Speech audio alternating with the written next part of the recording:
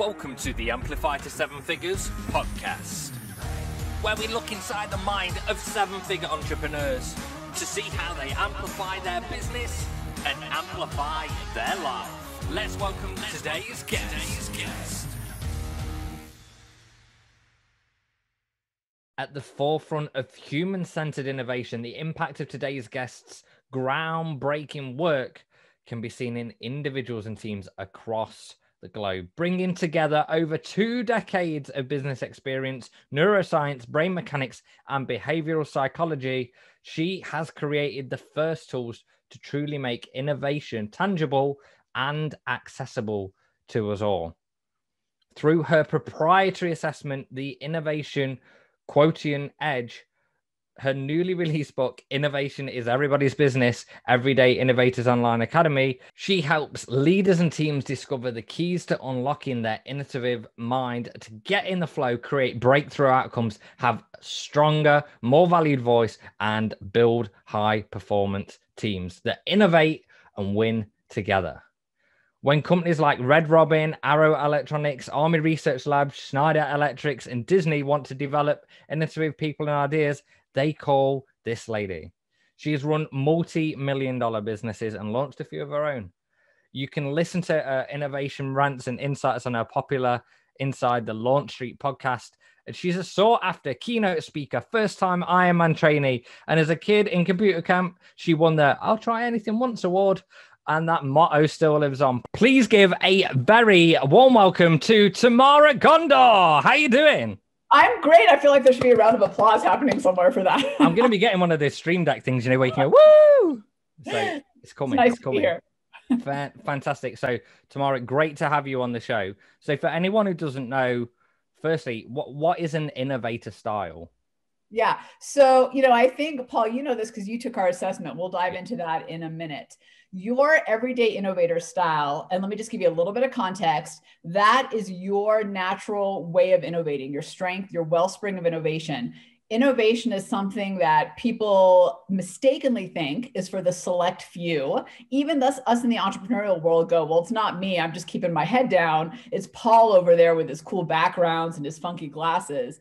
But what science has shown us is that we all innovate. However, what my research has shown is that we all do it differently. It's unique to us.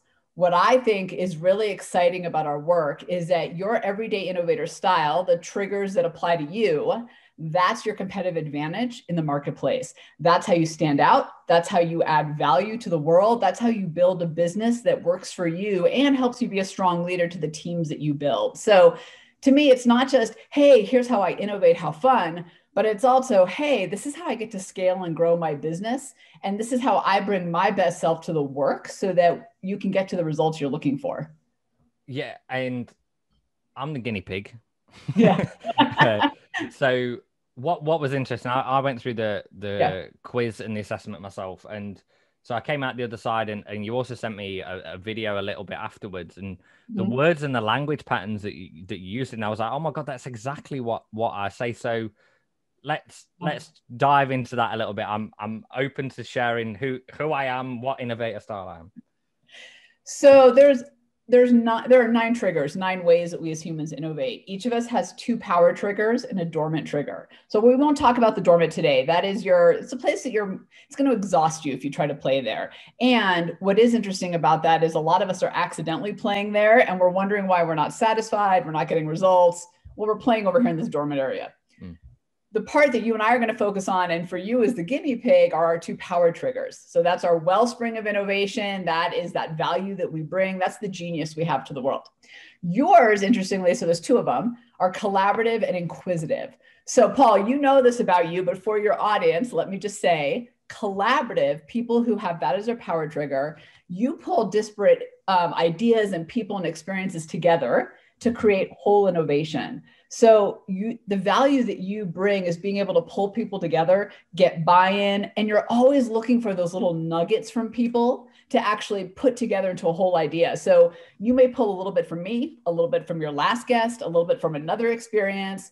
You see things in a way the rest of us maybe don't.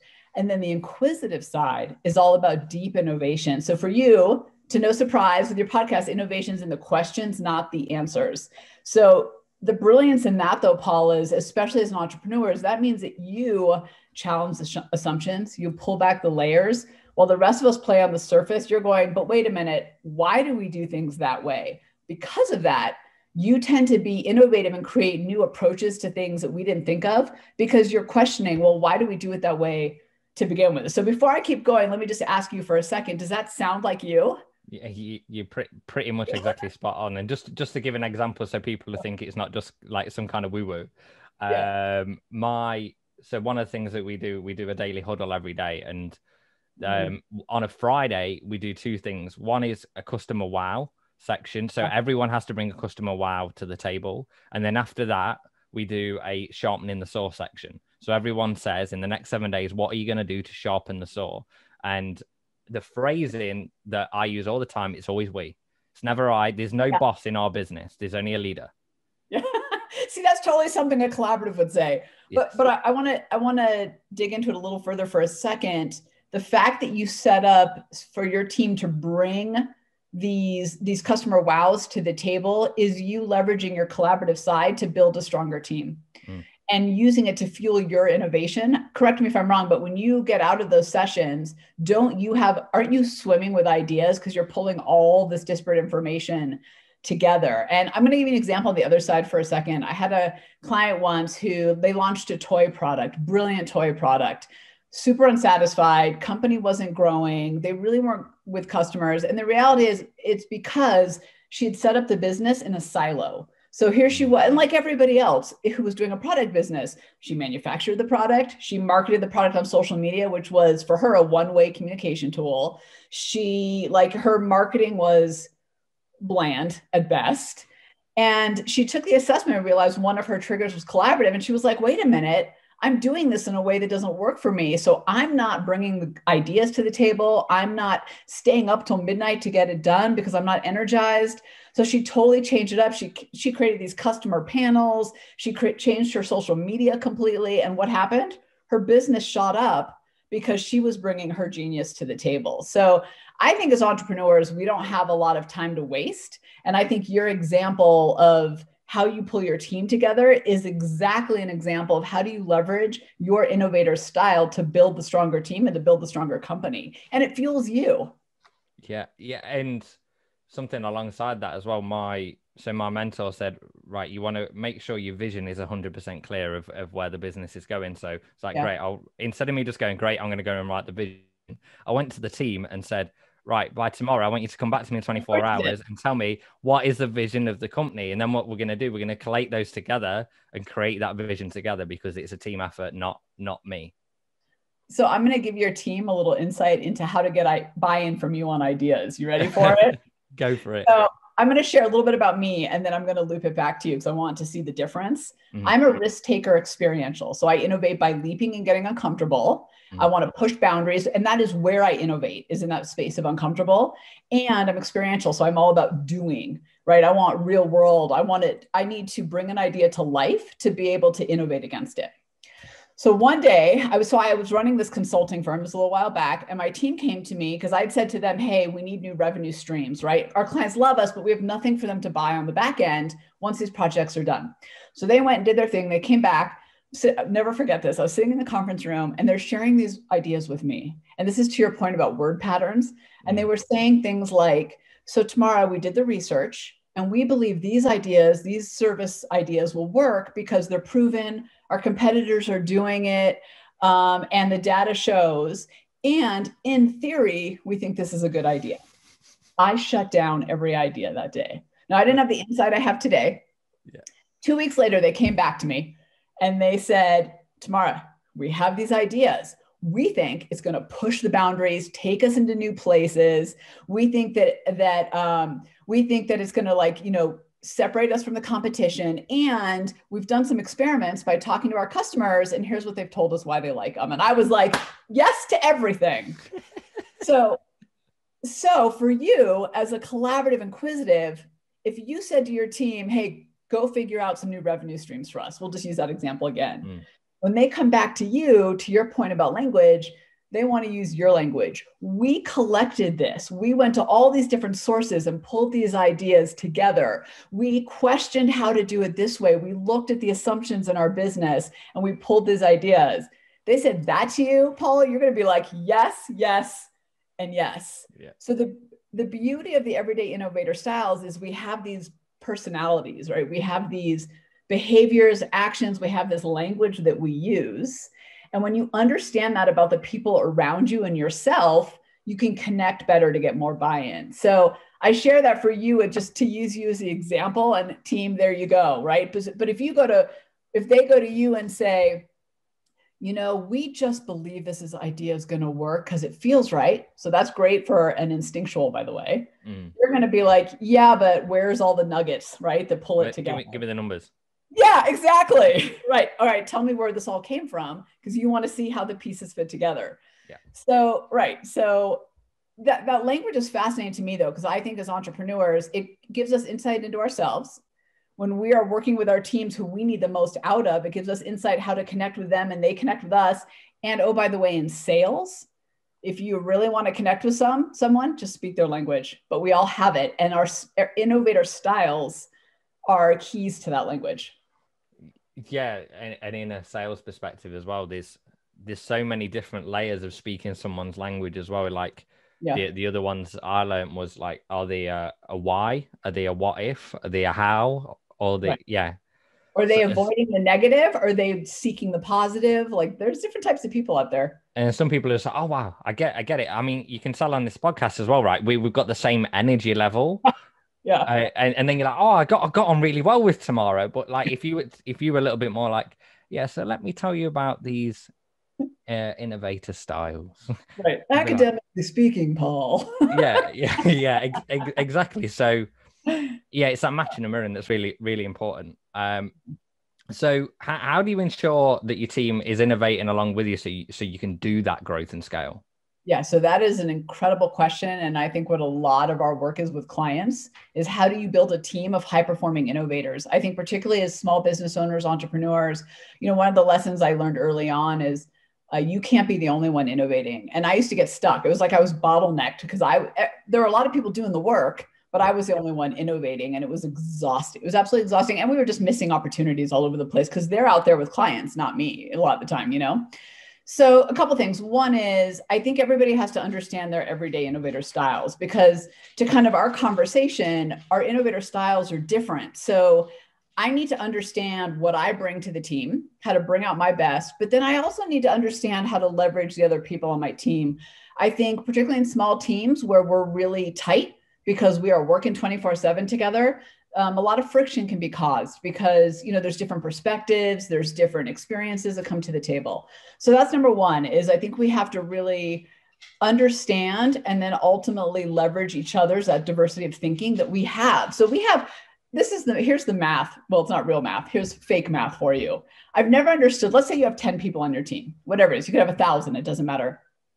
Why would you only leverage 50% of their potential when we could be leveraging all of it? And all of it includes that innovation. And we often miss that. So I think number one, and the reason a lot of our teams don't innovate is because they don't know they're innovators. They don't see themselves that way. We have this persona of the innovator as the Steve Jobs and the Elon Musk. And those guys are awesome. And J.K. Rowling, they're all great. But that's one way to innovate. We all have it. And then the second part to that is, I think we have to understand how we contribute. So I spend a lot of time with my team, and I fought in the beginning because I thought, let's just get to work. But I backed it up. And, in fact, just 3 months ago, we spent a day putting together this whole blueprint around where we all contribute and how we add value and how we innovate.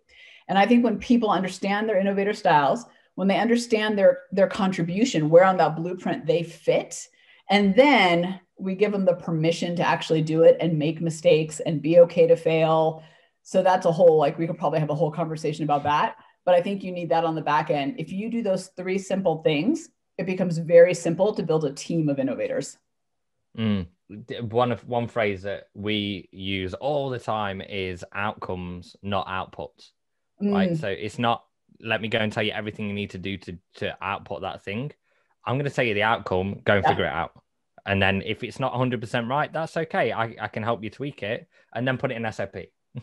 Yeah, right. So I think two things on that. One is I think there's a difference between effort and mistakes. And we need to focus on effort and let mistakes happen because they happen. We can learn from them and we shouldn't repeat them, but they happen. I will tell you, I had a woman who worked for me. She was supposed to get me a meeting with somebody. And we were having our staffing meeting and she said, well, I've emailed 3 times. And I said, well, that wasn't your goal. I don't care how many times you emailed.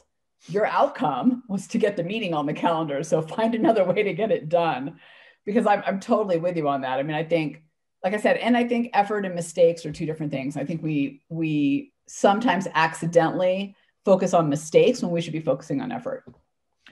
And do you think the innovator style affects it? Because you strike, even though we've actually got because I think my dormant one is your experiential. Yeah. So however, it strikes me that both of us have got this little tolerance for bull crap, right? As you get further up. So you look at those and is that affected by innovator styles as well, of kind of how direct you are with people? Yeah. So yes. So so you will question people and they will take it as you're poking the bear and challenging them. Yes. Yeah. You're like, yes, Tamara, exactly. Yes. Because you're also innovating. It's not that you're trying to poke them. You're thinking. That's how you think. Yeah. I'm a risk taker, which means I speak declaratively, which means I don't use question marks, even when I'm asking a question. And it's a running joke with my team that I never use question marks. So even when I mean to. So yes. And here's the other thing I'd add to that is, so different styles have different ways of speaking and different kind of moods that go along with it. Yours is more inclusive, but the inquisitive side is more challenging, and mine is more declarative and tangible. That's how I kind of communicate. But I think there's a second layer to that is we as the owners, as the leaders, we need to recognize that our teams are going to innovate differently. And we can't expect them to innovate like us. So I used to get very frustrated with my teams because they didn't do what I did, right? They didn't build the idea 2 minutes after having it, and they didn't leap off the ledge immediately. So clearly they weren't innovating. Well, I was wrong. You were innovating by asking those questions and by pulling all this information together. Joe over here was innovating by connecting dots in new ways and by, creating clarity out of the mess. So I think we have to be careful. It's not just our tone, but it's how we recognize innovation in our people. And it's not always just the big innovation. Sometimes it's the small, and they all do it differently. Mm. Yeah, definitely. It's the small iterations altogether. I mean, they say you can have a death by 1,000 cuts, but you can also flip the opposite way, right? And there's little tweaks make giant peaks.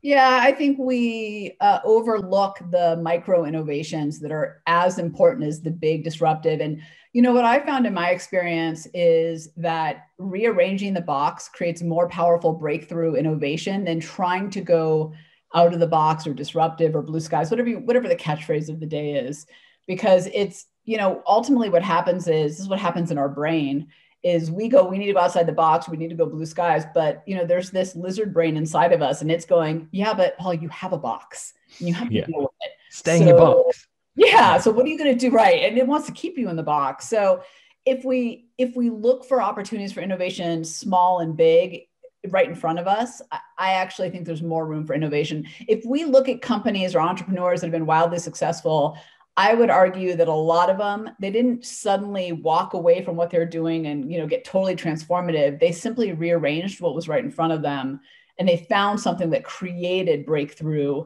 in the long term for them. Definitely. I mean, Amazon did that where you look at how many new initiatives that they try, and people don't talk about the ones that didn't work. They only talk about the ones that did work. But there's something as well that I wanted to dive into was, so knowing that everyday innovator style, you say that can be the difference between scraping by and reaching 7 figures. How was that the case?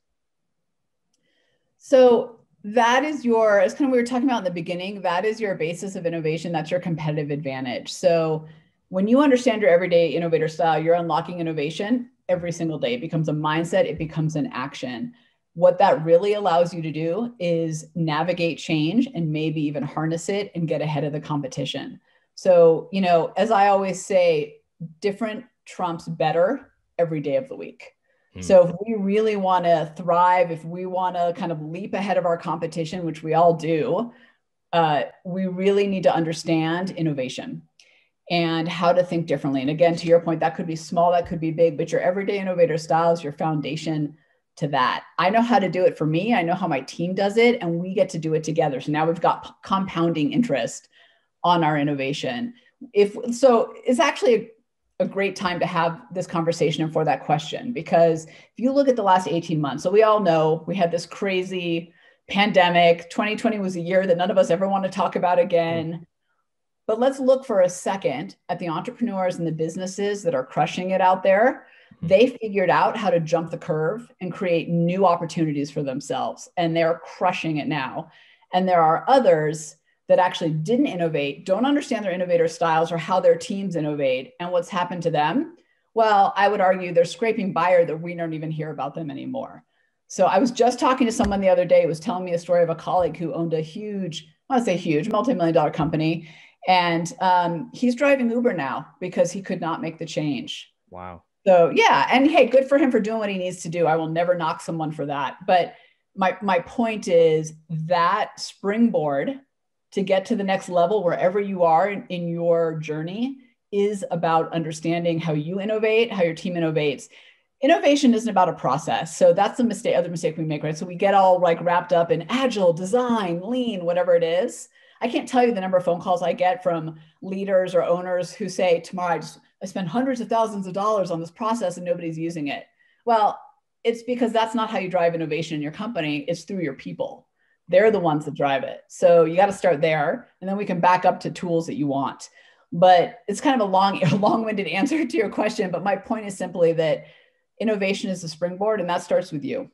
Yeah. And that's super powerful. Innovation is a springboard, and it starts with you. I like it. I like it a lot. So Tamara, one question that we ask everyone who comes on the show is, what do you want to be remembered for when you die? I want to, yeah. So here's the thing. I want to be remembered for unleashing 1 million everyday innovators into the world. And here's why. If 1 million of us thought differently, looked at things differently, had a fresh perspective, imagine the problems we could solve, the opportunities we could create, the joy and satisfaction we'd all feel, which, oh, by the way, being an innovator actually taps your reward center in your brain. Research has shown that. So it makes you feel good, right? How good does it feel to like creatively solve something? So when I think about my legacy, I want my legacy to have helped other people elevate their performance to a level they never thought possible, because I think if we all did it, we would change the world together. That's super amplified answer, shall I? shall I say? I like that. And what do you feel is one quick win that people can use to amplify their business today? So the quick win to me is, I would always be asking the question when you make a decision, an action, when you're putting marketing out, when you are interacting with a client over email. In fact, I just thought this today. The question I would ask myself is, how can I do this different, not better? So oftentimes when we put stuff out into the world, we go, well, how do I improve this a little bit? I would argue that if you thought about, how do I make this email different? How do I make my communication different? How do I make my website different? You will find that you will dial up your stand in the marketplace real fast. Yeah, I'm a big fan of different. We're quirky, shall we say? Right, I know. Well, I am too, obviously. But let me ask you this, Paul. What are your favorite brands or businesses? Like, if I were to, like, the thing that the brand or business that it speaks to you, you love it, you could talk my ear off about it. Oh, whatever it is. Favorite brands. Trying to think. I like Bose. How come? Because they don't compromise on quality. So great. I hadn't thought about them. I'm going to add them to my list. What I hear you saying that too is, in a world where everybody's all about, it's not about quality, it's just about like accessibility, they're doing it differently, and that speaks to you. For me, my big brand would be CrossFit. And I love it because it completely disrupted the fitness world. And the business model is totally different than any other model that existed. Aside from doing it, like, I love that about it. And I could talk your ear off about it. I asked you that, and I say that because for your listeners, if you're out there thinking about like, what's the importance of being different? Think about the brands and businesses you love, and I guarantee you that they are doing something different than everybody else in the marketplace. And like you say, it doesn't have to be better. It's just different. I mean, that's something we're focusing on at the moment, is like, how do we create the best customer wow onboarding experience that someone has ever had in their life? I love it. And, you know, the other thing I tell our clients all the time is, well, two things. One is how to be ownable and defendable. Different gets you there, right? I want to own it. When people think of human innovation, I want them to think of me and LaunchStreet and nobody else. And how do I build something that's defendable against the competition? And our assessment helped us do that, among other things. So how do you create something that's ownable, defendable? And then, and you know this, Paul, better than anyone, how do I create a business model that scales, that isn't about my time? Yeah. Because it is really hard to get past. I used to be in that business and I was on a plane 24/7, and it's really hard to get past that. Yeah. Yeah. There's a lot of key takeaways in there. So if you're listening to this, just listen back over that part and pick up all those little nuggets and ask yourself, how can I be different? And that is key. So who, Tamara, would you nominate to be on the show next? Oh, well, I just talked to her last night, so this is like the perfect timing. Her name is Donna St. Louis, and I think her website is donna.com. It's DAWNNA or something like that. So she is an entrepreneur rock star. She runs these mansion retreats. She is phenomenal. I absolutely nominate her. And she is my go-to person when I'm stuck. And I swear, I can't, well, here, I'll show you real quick. I got off the phone with her last night. This is the result of that. Can you see all these sticky notes? I got to go through all these now. If you're listening to this on the audio version, there's about 20 post-it notes. I got a lot of notes to go through. She's phenomenal. I like it. That's fantastic. We'll reach out to her. And Tamara, it's been great having you on the show. Where can people learn more about you and take the assessment as well? Yeah, so if they go to our website, go to launchstreet.com. So GOTO, LaunchStreet, all one word. And if they use the code podcast, they'll get a discount on the assessment. If they want team assessments, they can reach out to me. But basically, everything is on our website. And just, Paul, if you don't mind, the only thing I'd love to mention is on July 12th, we start a 3-week masterclass for people who want to leverage this innovation tool in their toolbox to scale their businesses. We work with coaches and consultants and also organizational leaders. But to our conversation earlier, like, you got to differentiate yourself with a tool that people are going to recognize and find ways to scale. Yes, fantastic. So go and check out that assessment, and the links will also be in the show notes as well. Tamara, it's been fantastic having your energy on the show as well. I always have so much. What can I say? Paul, you're a fabulous host, so thank you. Wonderful. So you've been listening to the Amplify to Seven Figures podcast with me, Paul Ace, and my amazing guest, Tamara Ghandour. We got it right. Remember, amplify your business and amplify your life. Bye for now. Thanks for listening to the Amplify to Seven Figures podcast. To access the show notes, episodes, and this month's giveaway, head over to www.amplifyto7figures.com. Remember, amplify your business, amplify your life.